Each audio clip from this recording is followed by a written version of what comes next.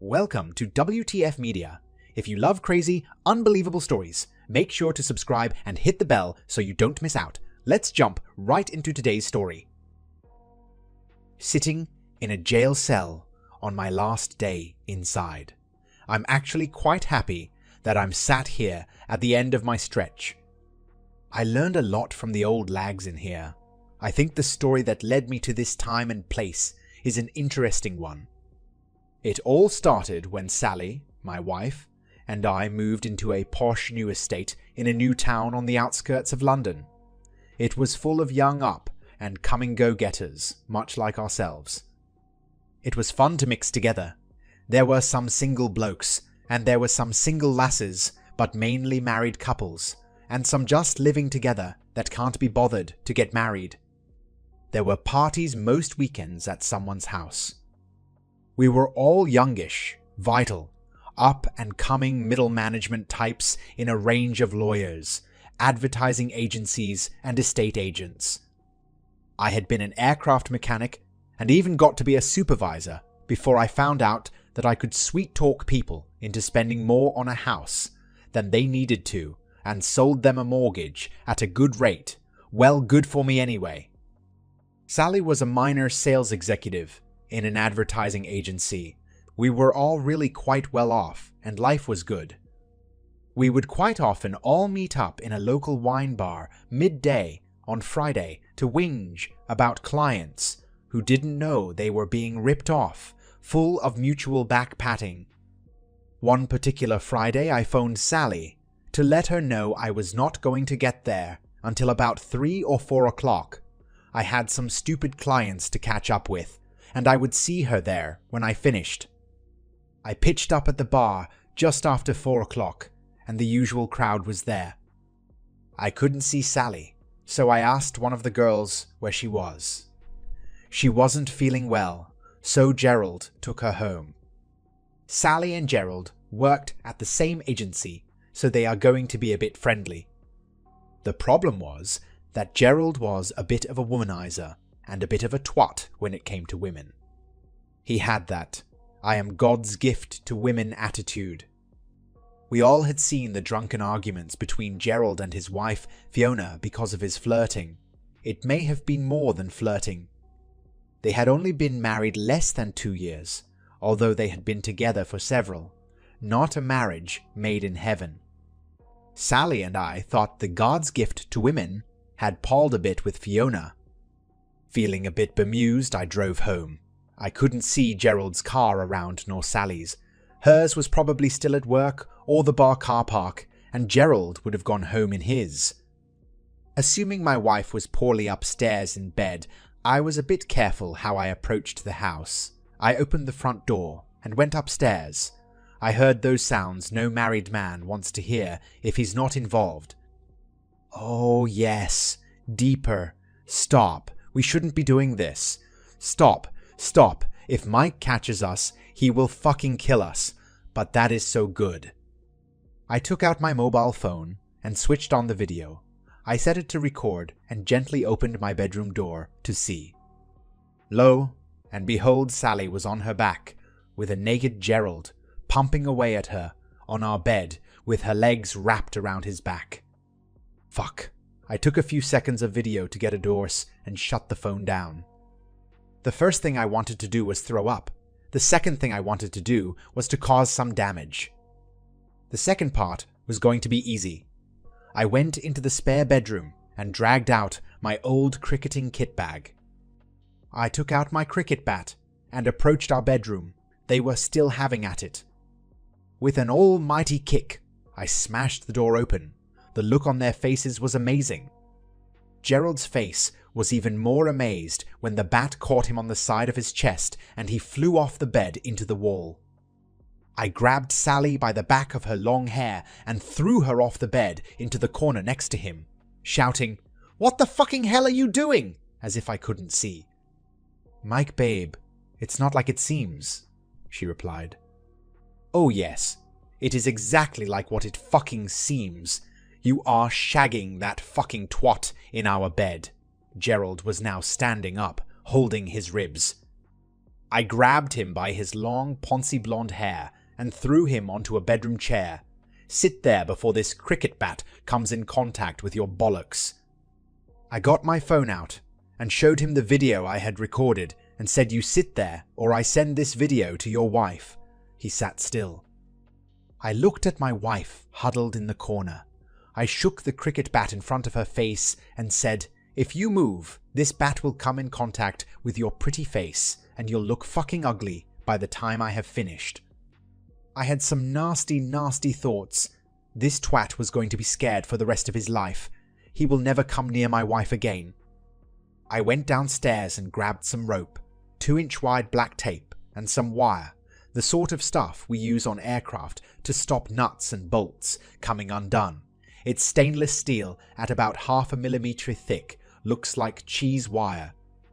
When I got back upstairs, Gerald was still sitting in the chair. Sally was still crying in the corner. I told Sally to tape Gerald's body to the chair and to tape his arms behind the chair. She did exactly as I told her and then went back to her corner. I then pulled out a piece of rope and tied it to Gerald's left ankle, took it up across his thighs and tied it to his right ankle and pulled it tight. His heels were tucked up on either side of the chair, almost touching his thighs. This is the Yuki part. I then took a piece of the steel wire, wrapped one piece around one ankle rope, then took it up across his thigh, around his testicles and penis, down to the other ankle, and wrapped that around the rope tied to his ankle. His legs are now being held in place by the rope. Should that rope snap, he would lose all of his man parts. I took out my Swiss Army knife and opened up the large blade. I placed it under the rope, looked into his eyes, and said, "Do you know what happens if I cut this rope?" Through the tears now pouring down his face, he nodded. I think he knew the fuck he got himself into. That is actually too much. I had only looped the wire around the right ankle rope with one twist, so if the rope did snap, it would frighten the shit out of him, but do very little physical damage. L just wanted this fucker to fear for his bollocks and cock now. I would gain nothing by completely crushing him. I think some Roman chap said that a few centuries ago. Now, just to rub salt into the wound, I told Sally to phone Gerald's wife Fiona. She can be a bit fiery, but I was not going to do this alone. I heard Sally say to Fiona, "Can you have over to my house, it's important?" I could hear over the speaker, "No, sorry, I'm a bit busy at the moment." Sally said, "You need to come over." "No, sorry, I'm busy." I took the phone off of Sally and I said, "Fiona, I have just found Gerald in my bed. Fucking Sally, I think you should come over." The phone went dead very quickly. It was about 50 yards from their house to ours, and by the time I made it downstairs, the front door nearly flew off its hinges as Fiona burst through it. "Where the fuck are they?" she shouted. Not wishing to get in the way, I said, "Upstairs." She was like a tornado bursting into our bedroom, and all she could see was Gerald taped to a chair, his ankles up by the side of his thighs, and a piece of cheese wire wrapped around his man parts. She started in at him straight away. "What the fuck? Not again." "No, no, no," he said. "I told you I would cut your bollocks off next time, and here we fucking are, cock and bollocks ready to come off," she replied. I was amazed at her next actions. Fiona grabbed the knife off of me and placed it under the rope. "Right, you twat. You tell me everyone and every date you have fucked since we've been together," she said. He went grey. She got out her mobile phone and started walking around him, videoing him. He was in no place to argue. You could tell he was scared. "Right, let's have the names." He started spilling his guts. "Girls from work, neighbors, friends," he replied. Fiona sat down on the bed with a look of confusion on her face, which soon turned to disgust. "These are my friends. You're fucking my friends." She looked at me with imploring eyes and said, "Could I have a drink of water? This is too much." I went to the bathroom and got her a glass of water and took it back to her. She was standing by Gerald with the knife still in her hand. She drank it in one go. I bet she wished it was gin or vodka. I started on him, and how many times with that slut, pointing at Sally. This is the first time, honest. We just got chatting about sex and got carried away. I sort of believed him about the first time with the threat he was under. Not sure about the rest though. Standing in front of him, Fiona said, "Right, you twat. You're holding something back. What is it?" His face dropped. "There's more. I think you're lying. I've not been with you for this long, and not knowing when you're lying, okay?" That was when she offered the knife back up to the rope. "Tell me, you cunt, or you become a eunuch. In fact, you will become more than a eunuch. At least they had a cock left to piss through," she said. "Promise you won't do it if I tell," he said, looking down at his genitals. "I promise," she replied. "Okay, it was Felicity," he replied. "What? My sister, you cunt, when?" Fiona answered. "At the weddings," he replied. "What? The one last month?" Fiona questioned. Looking down, he nodded at his trapped appendages and said, "You promise not to." "I promise. Now fucking get on with it. Which wedding? There has only ours and Felicity's last month." You could see the light come on in Fiona's head. "Our wedding," he nodded, still looking down. "Weddings, plural?" he nodded. "What? Hers as well," he nodded again. "I will remember this part for the rest of my life. It all happened in slow motion." Fiona leaned within inches of his face and whispered, "You cheated. I lied." The knife came up and parted the rope. Released from their restraints, Gerald's legs crashed to the floor. I saw the wire cut into the flesh of his thighs. That shouldn't happen, I thought to myself. The wire should have come undone. Then I saw his penis and testicles shoot across the room, propelled by a stream of blood. That is a sight that will haunt me till the day I die, and the scream was probably the loudest thing I have ever heard, and I used to work on aircraft that had jet engines with reheat. The thought, fuck, now I am going to have to change the carpet, and the bed passed through my mind. Then the training kicked in. I rushed past him to the bathroom, knocking him on his back. I couldn't raise the damaged area, but I could stop gravity helping. The screaming stopped. He either fainted with the pain, or I knocked him out. I grabbed the towels and went back and shoved them onto the wound. I yelled at Sally, "More towels and phone the ambulance." There was nothing more I could do, apart from apply pressure to the wound, and then I noticed Fiona had her phone to her ear. Now the git has shut up. "Yes," I said, "I have cut my husband's cock and balls off with cheese wire," Fiona uttered. There was a pause as she listened. "Yes, I have got that. Keep the bits cool, not cold, not the freezer. I have just the thing." Between her thumb and forefinger, she picked up Gerald's appendages and went to the bathroom. "Ah, good idea. Cold water, probably the best we could do at the moment," I thought, and then I heard the toilet flush. Shit, has she just flushed his cock and balls down the bog? She came back into the bedroom and said to the person on the phone, "Done that, nice and cool now." Another pause.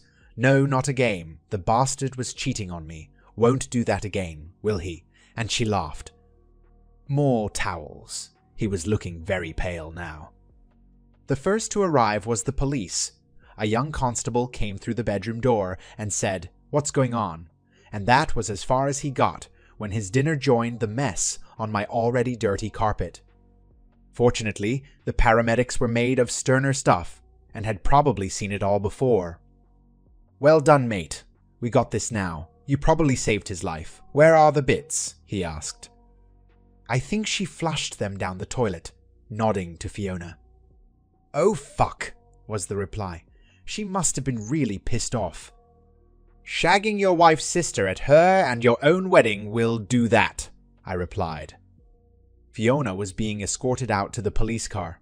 Sally and I were asked to accompany the police to the station after Sally got dressed.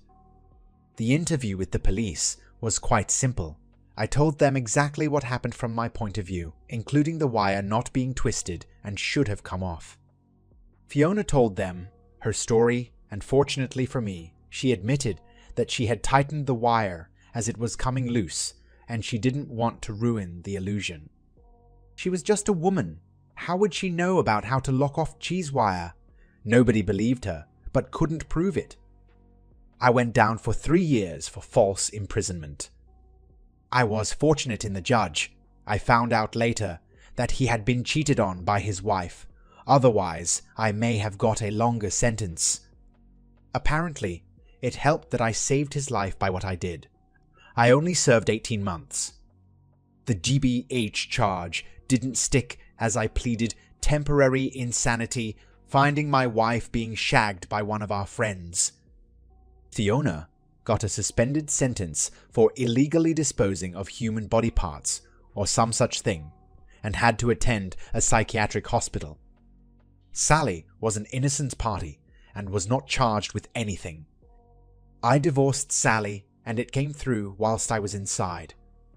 Sally lost the house because she couldn't keep up the payments without my wages. She almost lost her job as Gerald worked at the same place. My time inside was quite easy. Healthcare, television, reasonable food, and when I was asked why I was, and I told the other lags that I cut the cock and balls off the man I found shagging my wife. A bit of a fib, really, but I did set it up. I was sort of held in high regard. I left the prison on a bright sunny morning. I had a train ticket in my pocket as the resettlement people had found me a job up north. I was surprised to see Sally waiting for me. She had only visited twice since the divorce became final. Despite the warm day, she was wearing a belted Macintosh. I had a feeling I knew where this was going, as this was one of my fantasies. As I approached her, I could see I was right. She gently undid the belt and gradually opened the Macintosh, holding it in front of her so that I could see she was naked, except for stockings and a suspender belt. She closed the coat, leaving a lot of cleavage on show. As I walked up to her, she slipped her arm into mine and we carried on walking. She said, "Hello, sweetie. Now you're out. I'll start to make it up to you. I have a hotel room booked just around the corner." I was looking forward to a few beers after 18 months, without any, but I could get beer anytime. Sex was going to be harder to come by. I looked at her and said, "Lead the way, my lady." As we walked, she said to me, as if trying to get it all out before we reached the hotel, "I know we're divorced, but I want to make it up to you. I do love you, and I know I made a big mistake. I don't know what came over me. It's all my fault, and I have to take all the blame.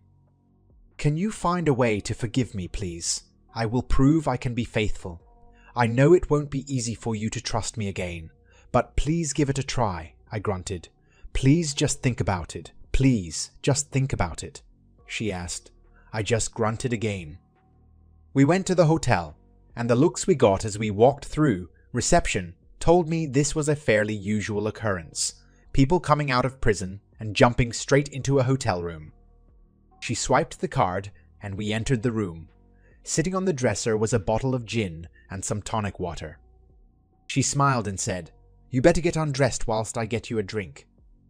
There was no finesse about this. I took a mouthful of the gin, then tore her coat off and threw her on the bed. I rolled off her and said, "Thanks, I enjoyed that." I took a more leisurely drink of the gin and tonic, and then looked at her and said, "Where do you think we should go from here?" She laid in my arms, looked me in the eyes, and said, "I know it was my fault. I hurt you. I should have said no, but I got carried away. It won't happen again. I can promise you that." "But I heard you say he was good. Was he better than me?" I asked. "No, he wasn't as good as you. He was slacking. I was trying to boost his ego so he would go harder. He's no match for you," she replied. I thought to myself, he certainly isn't now. "So, you risked our marriage for a bit of fun, and he wasn't even as good as me? That's very disappointing," I asked. "I know I was wrong. It was my mistake. What must I do to get back into your life?" I have been celibate for the last 18 months since that day. I don't want anybody else. I only want you. I know it's not going to be easy for you to forgive me. I'm not sure if you can. But I won't cock up again. Once bitten, twice shy. I'm not going to risk losing you again. I'm not likely to make the same mistake twice. Can we make a go of it, please? Can we at least try? She replied. I let her finish her little speech. The thing about being an estate agent and a supervisor is you become a bit of a psychologist, and you learn to read people by their actions and words. Looking at her, I said, I think I've had enough rest. Let's go again. I got off her and went to the bathroom for a shower. When I returned, I could tell she was up for more, and she had that coy, cute, sexy look I had known so often when she wanted something. I looked at my watch and began dressing, causing her to kneel up straight so we were the same height. Are you going? I looked at her. She was confused, but ever so cute. I could get used to having that every day and fucking it any way I liked. Yes, I have trained to catch, I replied. But why? She asked. I looked at her and said, the resettlement people got me a job as an estate agent in Merseyside. It's just pushing paper for now, but I think I can make a go of it. I will think about your suggestion. By then, I was dressed and had reached the door. I opened it. I looked back at her and said, it would have helped me make a decision in your favor if you had said you were sorry. I heard her scream no as I closed the door. I lied. I got on the train to Lincoln. I went back to being an aircraft mechanic. It didn't pay as much as an estate agent, but at least the people weren't twats. The last I heard of Fiona, she was seeing a trick cyclist, and Gerald was now known as Geraldine. That's the end of this story. If you found it engaging, please give it a thumbs up, and don't forget to subscribe for more content like this. I've tried out a new style, so if you liked it, let me know in the comments. Your support and feedback mean the world to me. Thanks for watching.